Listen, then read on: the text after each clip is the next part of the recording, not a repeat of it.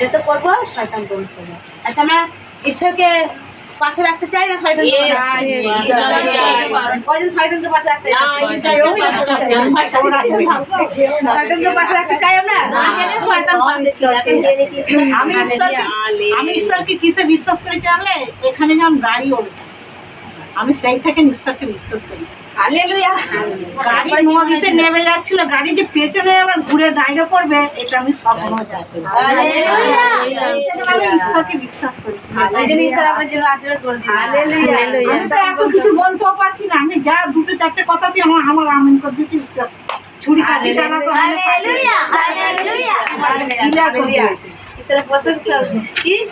গাড়ি নেমে চলে যাচ্ছিল নদীতে, কিন্তু গাড়ি যেন কে নিয়ে এলো? চেয়েছিল শয়তান উল্টে যাবে নদীতে, যে আমাদেরটুকু খাইয়ে দেবে, মানে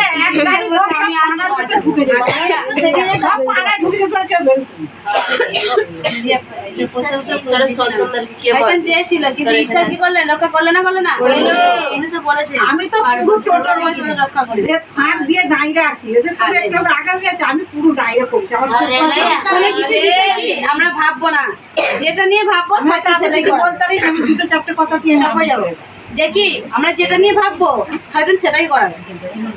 আপনারা হয়তো রাস্তা দিয়ে যাচ্ছেন, ভাবছেন আমি তো যখনই যাই অ্যাক্সিডেন্ট হয়ে যাবো না, তো শয়তান করাবে।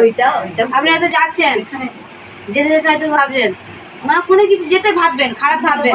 অনেকে যেমন স্বামীরা মদ খায়, এই চলে গেল, এই আমার স্বামী মনে মদ গিয়ে ফিরে, এই যে যাচ্ছে মনে মনে খেয়েই ফিরবে, সন্দেহ করলে সে মদ গিয়েই ফিরবে। আর যদি না, আমি ঈশ্বরকে প্রার্থনা করেছি, ঈশ্বর কিছু মানে ওকে রক্ষা করবে, সর্বদূতা ঘিরে নিয়ে যাবে, নিয়ে আসবে, ও কিছুই করবে না, সে কিন্তু খুব সুন্দরভাবে পাবে। আর যে ভাববে ওইটা ভেবে নিয়ে আমার শয়তান কাজ করে দিয়েছে।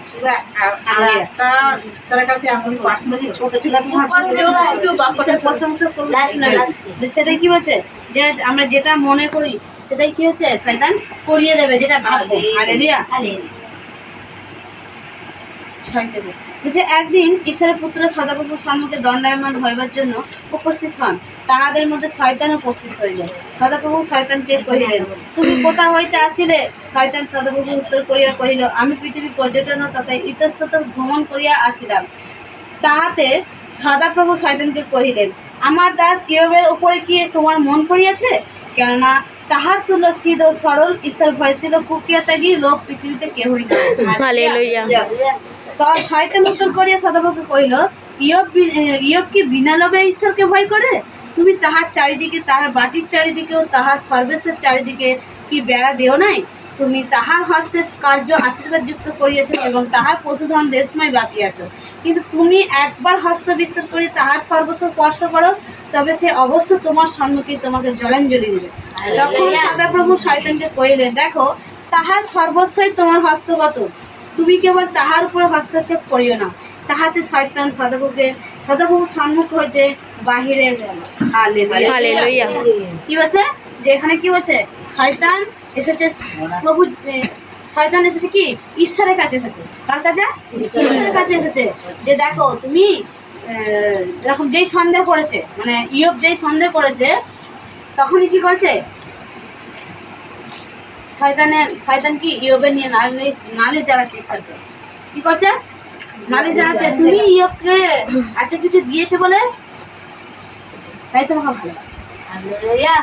পশুধন দিয়েছো, ছেলে মেয়ে দিয়েছো, তার রাজ্যকে বিস্তার করেছো, অনেক কিছু দিয়েছো, তাই জন্য তোমাকে, তুমি সবসময় আশীর্বাদ করার মতো তোমাকে ভালোবাসে না, তোমাকে ভালোবাসবে না বলছে। তখন শয়তান ঈশ্বর কি বলছে? বলছে না, ওকে বলছে তুমি তাহলে ওকে নাও, ও সব কিছু শেষ করে দাও, দেখছি তোমাকে কেমন ভালোবাসে। তখন বলেছিল শয়তান, যেমন আমাদের জীবনও আমরা ঈশ্বরের কাছে আজকে এসেছি একটা কোনো সমস্যার জন্য, সেই সমস্যা থেকে কি হচ্ছে? মুক্তি পাইনি। কেউ 1 বছর, কেউ 2 মাস, কেউ 3 মাস, কি হয়তো মনে ভাবছে দূর কতদিন হয়ে গেল এসেছি, ওরা তো আগে থেকে, ওরা কদিন এসে যদি আশীর্বাদ পেয়ে যায়, তুই আমি তো পাইনি। হয়তো দেখুন ঈশ্বরের সঙ্গে শয়তানের চ্যালেঞ্জ চলছে। আপনি ঈশ্বরকে কতটা বিশ্বাস করেন? বিশ্বাসের পরীক্ষা চলছে, কতটা বিশ্বাসে ধৈর্য থাকে দেখি। ওর এই সমস্যা থেকে উদ্ধার হতে দেবো না কেন? ও তবু আমার কাছে আসে কিনা দেখো। হালেলুয়া। আমাদের কি ঈশ্বর আশীর্বাদ করুক বা না করুক, আমরা আসবো। যে ঈশ্বরকে বিশ্বাস করবে সেই ঈশ্বরের সঙ্গে আশীর্বাদ পাক আর নাই পাক কিন্তু উপস্থিত থাকবে। যে বিশ্বাস করবে না সে বলবে দূর কই, আমি তো গেছি এতদিন, কই আমার কিছুই হয়নি। সে কি করবে? আশা বন্ধ করবে। আপনার ঈশ্বরকে ভালোবাসেন? ঈশ্বর আপনাদের জীবনে যদি আশীর্বাদ না করে, আপনাদের রোগটা থেকেই যায়, আপনি আসবেন? কেন আসবেন? ঈশ্বর কি লাভের জন্য নয়। ঈশ্বর আজ ঈশ্বর কি করেছে? আমাদের মনোনীত করেছেন কিসের জন্য?